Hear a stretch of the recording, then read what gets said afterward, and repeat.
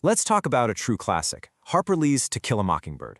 This book is so much more than just a story. It's really a powerful journey, and we get to see it all through the eyes of a young girl as she starts to figure out some really tough truths. Truths about people, about prejudice, and what it actually means to be courageous.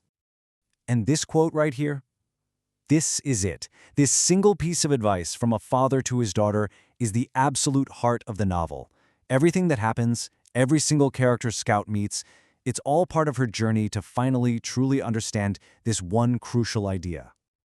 All right, so let's meet our guide. The whole story is told by Jean Louise Finch, but everyone calls her Scout. She's a sharp, curious 6-year-old girl living in the sleepy, pretty segregated town of Maycomb, Alabama. Now, you gotta picture the setting. We're in the Deep South, right in the middle of the Great Depression. Maycomb is a town that's just thick with tradition, poverty, and this really rigid social code. And it's over these next 2 years that Scout's entire view of the world is going to be completely turned upside down. So this is her world, her crew. You've got her older brother Jim, the family's cook Calpurnia, who is so much more than that, and their imaginative friend Dill, who shows up every summer. And right at the center of it all is her father, Atticus, a lawyer whose quiet strength and integrity really becomes their moral compass through the whole maze of life in Maycomb. So, Scout's first real test of that empathy lesson, it begins right across the street at the Radley place with its mysterious occupant, a man the kids only know as Boo.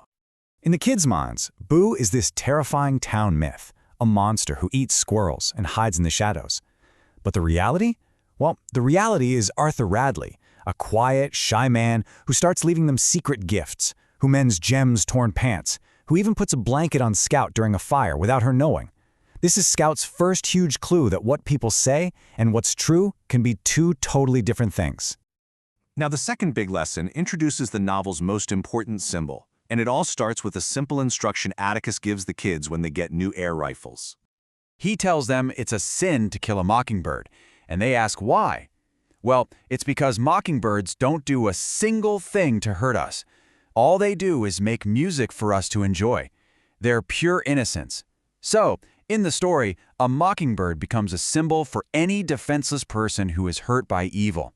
To harm one is to destroy something good and pure. And that abstract idea, it becomes terrifyingly real, very fast. Atticus gets appointed to defend Tom Robinson, a black man who's been accused of attacking a white woman. In a town like Maycomb, Tom is the ultimate mockingbird. He's completely defenseless against a system that is designed to crush him. The trial that follows, well, it's not really just about Tom Robinson. It's about Maycomb itself. The town's deep, ugly racism and its capacity for justice, or injustice, it all gets put on full public display for everyone to see.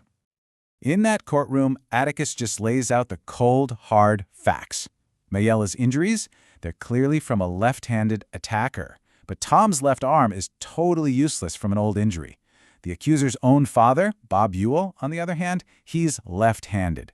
The logic is just inescapable. Tom could not have done it. But logic and evidence, they don't matter. Not in a Maycomb courtroom. The word of a white woman, no matter how unreliable, outweighs the life of an innocent black man. The verdict comes back guilty. For Scout and Jem, who are watching this whole thing from the balcony, this moment is absolutely devastating. It's the moment they realize that the adults they know, their own neighbors, can choose to do something that is deeply, profoundly wrong. Their childhood innocence is just shattered. But the story isn't over, not by a long shot. Humiliated by the trial, Bob Ewell vows to get revenge on Atticus. And this sets the stage for one final, terrifying lesson where all the different threads of the story finally come together. So on a dark Halloween night, Ewell makes his move. He ambushes the kids while they're walking home. A struggle breaks out, Jem's arm gets badly broken. But just when things are about to turn deadly, a mysterious figure just emerges from the darkness to save them, and Bob Ewell is left dead at the scene. So who was their rescuer? Well, it was Arthur Boo Radley, the neighborhood phantom. He had been watching over them the whole time. And this creates a huge moral dilemma. Atticus, who is this man of unwavering principle, he insists the truth has to be told. But the sheriff, Tate, he understands something deeper. He knows that dragging the intensely private, shy Boo Radley into the public spotlight for being a hero, well, that would be its own kind of terrible cruelty. And in this exact moment, it's Scout who connects all the dots. She gets it. She understands that exposing Boo Radley to the whole town's attention would be destroying this quiet, innocent man. It would be, she realizes, exactly like shooting a mockingbird. After she walks Boo home, Scout stands on his porch for a minute, and as she looks out, for the very first time, she sees her neighborhood not through her own eyes, but through his. She sees herself and Jem playing. She sees her father sitting on their porch. In that instant, she finally understands her father's lesson. She has climbed into someone else's skin and walked around in it. The real power of this story, what makes it last, is the question it leaves with us. And it's just as relevant today as it was back then. When have you last made the effort to really see the world from someone else's porch?